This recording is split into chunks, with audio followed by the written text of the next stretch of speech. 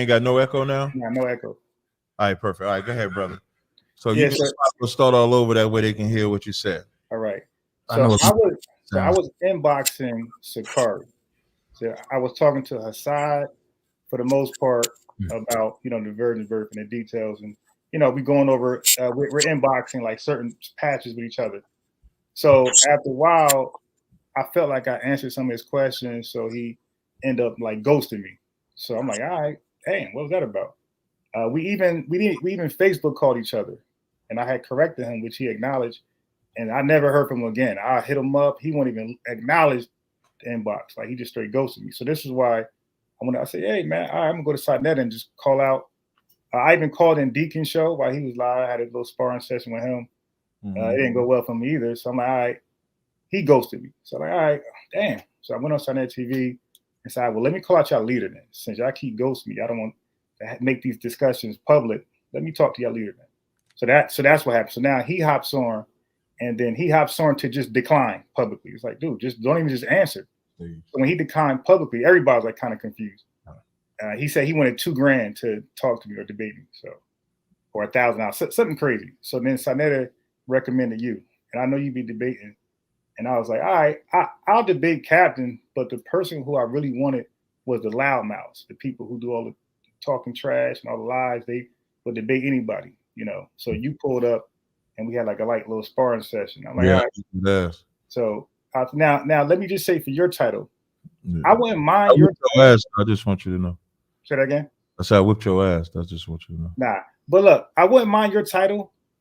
I didn't pick your title. Okay. Yeah, that I thought you picked the title. Okay. I just agreed to it. Yeah, so like I said, I wouldn't even mind that title. It's the same title you did for vocab. I wouldn't even mind that, but the problem is, the only issue is I would like to debate one of them on the actual virgin birth if it ain't you. So if they're not going to accept it, then I would like to debate the virgin birth and just, put that away, archive that, and then I could do the vocab discussion you had with him. Because I felt like you got to back that up. You got to back up. Yeah, you saying you don't want to debate that title. You just want to debate virgin birth, meaning I'm saying I could do both, but I would rather be virgin birth first. You saying virgin birth without the term prophecy in there? Like I'm trying to understand what you mean. So when you and vocab debated, was that more so prophecy or fulfillment? No, the title of that debate is Joseph. Let me see if I could look it up. That was on Garfield's channel, I believe. It was like is Jesus the son of Joseph according to biblical prophecy? Right. Yeah, so y'all's more so debating the prophecy and less so the fulfillment. No, well, okay. So now the reason why that title was in there because it covers both sides. So it's still like vocab was still able to do the virgin birth, but like he had to destroy the logic that Joseph is not the biological father. And if he could substantiate the virgin birth according to what he believes a virgin is, then he would win. If I would establish that Joseph is the biological father of Jesus according to prophecy, I would win. So maybe it should be and the reason why I have an issue with the word virgin birth being in there is because I don't deny that Mary was a virgin.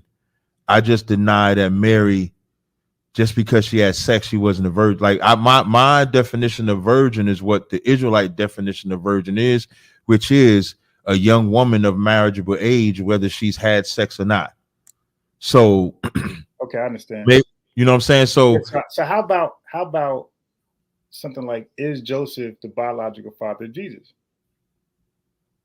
Yeah, that's but you just don't want prophecy in there? No, well, because it's going to take away from the focal point, because people want to know.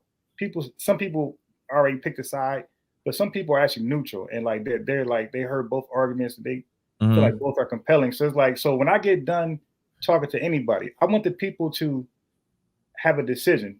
Was the argument proven from a biased force that Joseph was not the biological father, or he was? I think the word. So I guess a question I would have is: are you only staying in the New Testament or something? No, we can do Old Testament, but I just like. No, I'm not asking if I'm going to do it. I'm asking, are you only stand in the New Testament? To prove my argument, yeah, because I'm dealing with the fulfillment. I got a question. Yeah. Are you the brother that used to host them little chats on a free conference line call? That I do some Clubhouse. Yeah, I get around. But before Clubhouse. Yeah, free conference call. Yeah, I do some of those. You got it, Cap. So no, well, the reason why I'm saying that is because if it sounds like you saying you only want to deal with the New Testament and not no. That's not what I'm saying. I'm saying that to prove my argument, all I need is New Testament. So if you brought up Old Testament to debunk my New Testament argument, I have no problem going Old Testament with you. Okay, so demonstrate to me, because like if I read Matthew 1:22, it says, now all this was done that it might be fulfilled, which was spoken of by the Lord by the prophet, saying, behold, a virgin. Is that not using the Old Testament? Like, wouldn't we have to know where this is said in the Old Testament? Yeah, so let's say if you wanted, so if you wanted to like break it down, because that would be dope, because that is the Isaiah 7:14 is one of the major prophecies that leads to the virgin birth fulfillment. So if you wanted to do it like that, say, all right, well, let's discuss Isaiah 7:14, where it all started, pretty much. Like that's a clear. That's not where it started, though. No, I don't know that. That's why I say it's more of a clear-cut prophecy. Like this is like more well known throughout Israel and the churches. Like they're going to go to Isaiah 7:14 as a thorough, the major prophecy for the virgin birth. So I have no problem if you want to start there first. And no, I'm not saying I want to start there. I just wanted to show that example. I want to show one more. In John 1:45, when it says, Philip finding Nathanael saith unto him, we have found him of whom Moses and the law and the prophets did write. Wouldn't we have to go to where Moses spoke about Christ? If you wanted to, yeah. No, what I'm saying is, ain't that what they were doing in the New Testament? They were certifying Christ in the New Testament by what was written in the Old Testament. Even Christ said, it is written of me, referring to the Old Testament. Right. So there has to be a fulfillment. Right. So we could read prophecies all day long. It's going to come down to how was it fulfilled? Okay, so I think I'm thinking maybe I got the light bulb now. So your position is that the prophecies, of course, was written in the Old Testament. It was fulfilled by God making Mary pregnant without a man touching her. Right. Okay, and then my position is God made Mary pregnant with a man touching her.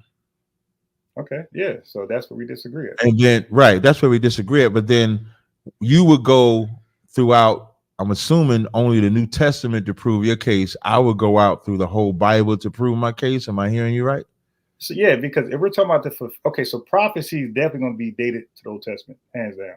Mm-hmm. But the fulfillment is hands down in the New Testament. It's not in the Old Testament. The actual birth and the pregnancy is going to be right. The pregnancy and the birth is in the New Testament, correct? Right. So if the initial title you said is Jesus, the biological father of Joseph, the only thing you don't want in there is the prophecy part, because you want people. It's almost like you're trying to handicap me, whereas I want to balance. So as I'm listening to you talk, you say, yeah, but Matthew 1, yeah, people could bring that up because everybody knows Isaiah 7:14. But the problem that I have with that is everybody doesn't know that the prophecy does not start with Isaiah 7:14, even though that's what they think. The prophecy of Christ starts with Deuteronomy 18:18, 2 Samuel 7:12. So in the debate, you actually trying to bring up the real information as opposed to misleading, which I don't want to accuse you of that, but that would no, because what happens is this. And 1 second, Unbiased. To the caller that's on the line, we're gonna come to you in a sec. Unbiased, if you got time, do you have time, or you in the rush? Yeah, I got time. Yeah, sure. Can I just take this call? And you ain't got. I no sweat. We're just gonna bring the call on, and then Unbiased, we'll pick this right back up. Go ahead. 754-234. You're on the air. State your name and where you're calling from. True, know what y'all are calling from Fort Lauderdale, Florida. Hey, what's going on, Ak? You got a question or comment? Yeah, come, sir. I need a breakdown scripture. Mm-hmm. Okay, it's Isaiah 28 and 13. I need to break down like that. And part of it. What does it say? It say, but the word of the Lord was unto them precept upon precept, precept upon precept, line upon line, line upon Start at line. verse 9. Come on. Isaiah 13 and 9. Who shall he teach knowledge? Mm-hmm. And whom shall he make to understand doctrine? So now those are two questions. Whom shall he teach knowledge, and whom shall he make to understand doctrine? Two questions, right? Because of course, Israel is errant. Israel is falling away. So it says, whom shall he teach knowledge, and whom shall he make to understand doctrine? Keep going. Come on. Them that are weaned from the milk and drawn from the breast. Now that's the answer. So now them that are weaned from the milk and drawn from the breast, that's who he's going to teach knowledge and help to understand doctrine, which is similar to like for the time, you give them milk first until they can eat the meat. Read the next verse. Come on, verse 10. For precept must be upon precept, Mm-hmm. precept upon precept, Mm-hmm. line upon line, Mm-hmm. line upon line, Mm-hmm. here a little and there a little. So now, just like in Psalms, when it says, through thy precepts I get understanding, you're reading now, precept must be upon precept, precept upon precept, line upon line, which is, what you can do. Now, sometimes people pull precepts that ain't got nothing to do with each other, which is what we're going to read about in verse 13. And then you have it where the precepts or scriptures do line up with each other. All right, keep going. Come on, verse 11. For with stammering lips and another tongue will he speak to this people. You understand that? If you don't, that's fine. But I'm just asking. I said lies. Oh, okay. So when it says with stammering lips and another tongue, there will come a time where the tongue is just referring to a language. So now we don't speak Hebrew predominantly. We mainly speak English. Some speak Spanish or something like that. So what he's saying is with a stammering lips and with another tongue, will he speak to this people? Keep going. Come on, verse 12. To whom he said, this is the rest, wherewith ye may cause the weary to rest. And this is the refreshing, yet they would not hear. So now, though he's speaking to him, he said, this is the rest wherewith ye may cause the weary to rest, and this is the refreshing, yet they would not hear. So they didn't want to get refreshed. They didn't want to learn. As it's clearly saying, they would not hear. Read the next verse. Come on, verse 13. But the word of the Lord was unto them precept upon precept, precept upon precept, line upon line, line upon line, here a little and there a little, that they might go and fall backward and be broken and snared and taken. So what does it say about them people that was trying to that the Lord wanted to teach? That you said what it said about it? Yeah, what does it say about those people that the Lord, remember, so verse 13 says, but the word of the Lord was unto them precept upon precept, line upon line, here a little, there a little, that they might go and fall backward and be broken and snared and taken. So what does that say about those people? So that was the part I had called for. So I'm not. Oh, sure. okay, no problem. So what that means is that instead of the word of the Lord giving them rest and being refreshing, the word of the Lord was something that they fell backward and were broken and snared and taken because they chose not to listen. They chose not to understand. If you was to even come up further in that same chapter, in verse 7, it says, but they have also erred through wine and through strong drink, are they out the way? The priest and prophet have erred through strong. Wait, hold on. I want to get what the strong drink is. I think it's in this chapter. Hold on. Well, in verse 1, when it says, woe to the crown of pride of to pride, to the drunkards of Ephraim, whose glorious is beauty and a fading flower. So now you know that they're getting drunk. But the drunk is not talking about literal alcohol. It's talking about or strong drink. It's talking about doctrine. So in verse 6 it says, "For the spirit of judgment to him that sit in the judgment, and for strength to them that turn the battle to the gate. But they have also erred through wine and through strong drink are out the way. The priest and the prophet have erred through strong drink. They are swallowed up of wine. They are out of the way through strong drink. They err in vision. They stumble in judgment."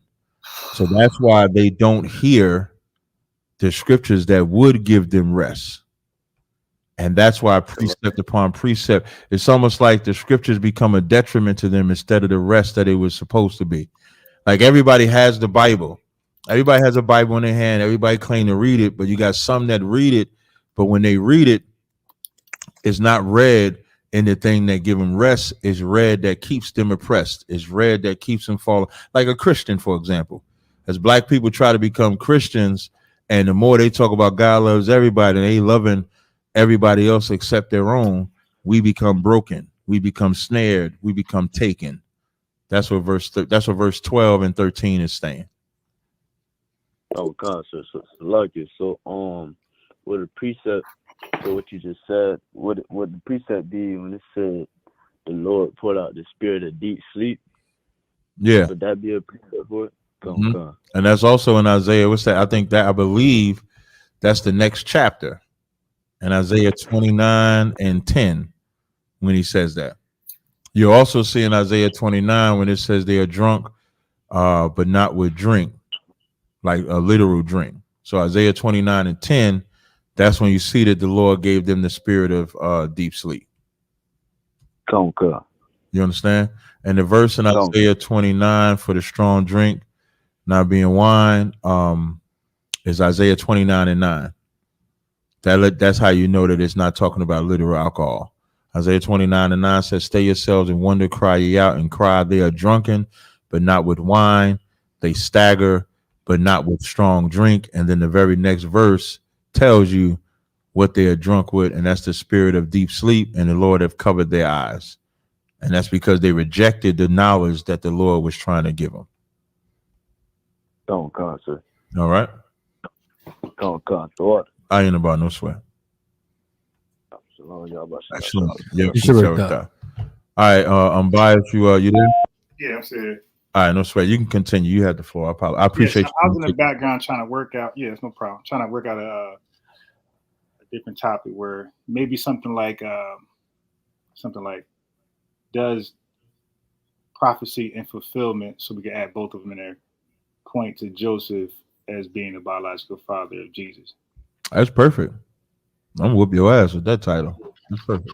And you know what? It's not fair that you got to put Israel on your back and debate these topics, because other guys be having these topics privately and they're really afraid to bring them to the forefront. So this was supposed to be Sakari butt whooping, and you got to put on the cape for everybody that won't defend themselves.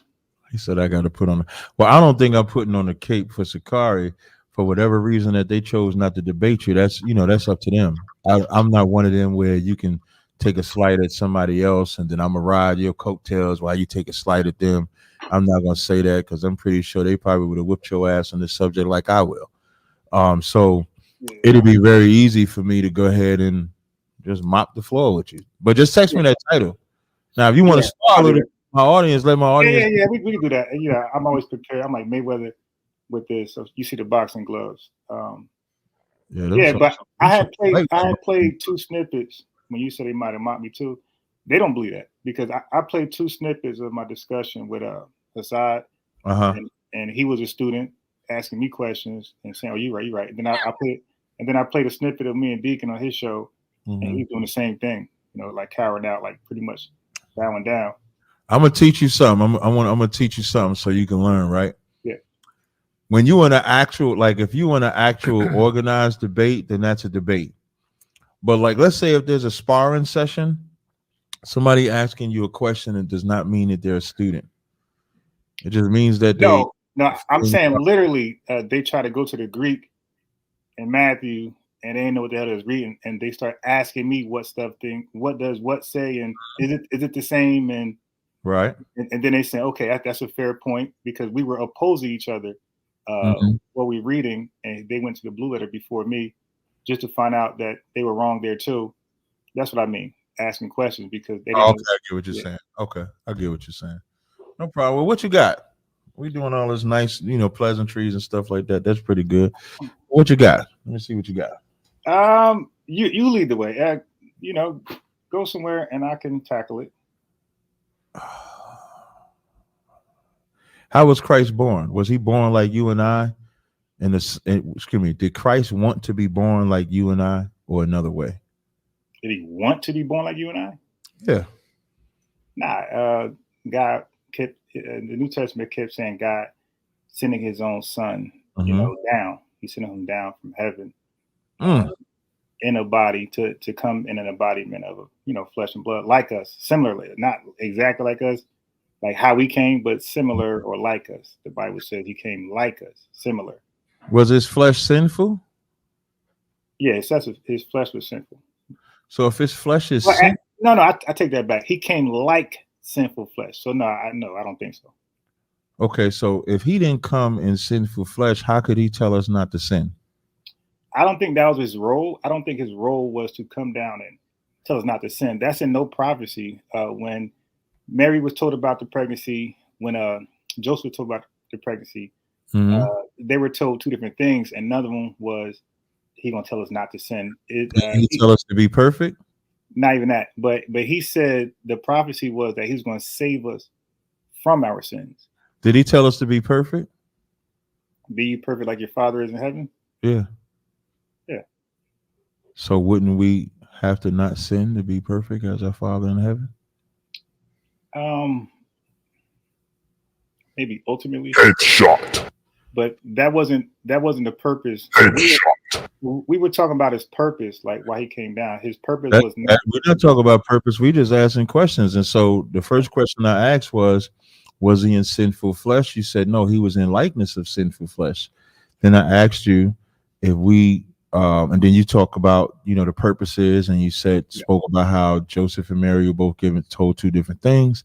And then I asked if we supposed to be perfect as our Father, and you quoted the verse correctly when it says as your Father in heaven, which is perfect.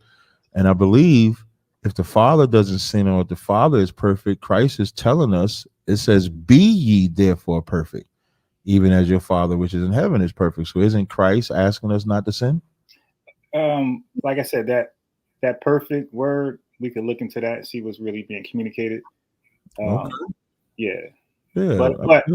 But ultimately, I was just responding to that. His goal wasn't, his purpose wasn't to come down here and tell us not to sin. It was, and that's why I say eventually that would be the goal, because sin is evil. It would be that eventually, but He was to save us in our sin. Like that's the actual prophecy. Gotcha. And so that word perfect means complete, labor, growth, mental and moral character, neuter, a full age man, perfect. Yeah, I agree with that.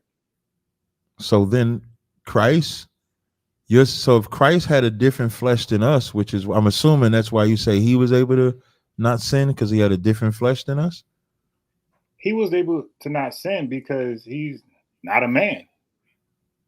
What do you mean? What was one of His nicknames? Yeah, nickname. So he would be called. I asked you, what was it? No, what was it? Well, he had Son of God. No, was not. Wonderful. Did he call Himself Son of Man? Do you know what that meant? I'm just asking you if He called Himself Son of Man. Yeah, You can. that had nothing to do with an actual man. The Son of Man had everything to do with. Well, let's put it like this. His captors took that as He's making Himself equal to God. So Son of Man is like calling Himself the Son of God. It was not like the son of a human, mortal man. What? That don't even make sense, because when He wanted to say Son of God, He would say Son of God. No, I said right. I'm saying when He called Himself Son of Man, that was not a term looked upon. When He said that, people didn't view that as He's a biological son of a human being. That was viewed as when He was about to be put on the cross. That was viewed by the people trying to crucify Him as He's calling Himself. He's making Himself equal with God. So when He called Himself Son of Man, they took that as He's trying to make Himself equal with God. Can you show me that in the scriptures? All right, I got you. Hey, check it out. You want access to all the exclusive content to Cross the Line Radio? Well, make sure you go on crossthelineradio.com today and sign up now. That's the only way you're going to get it. Go do it.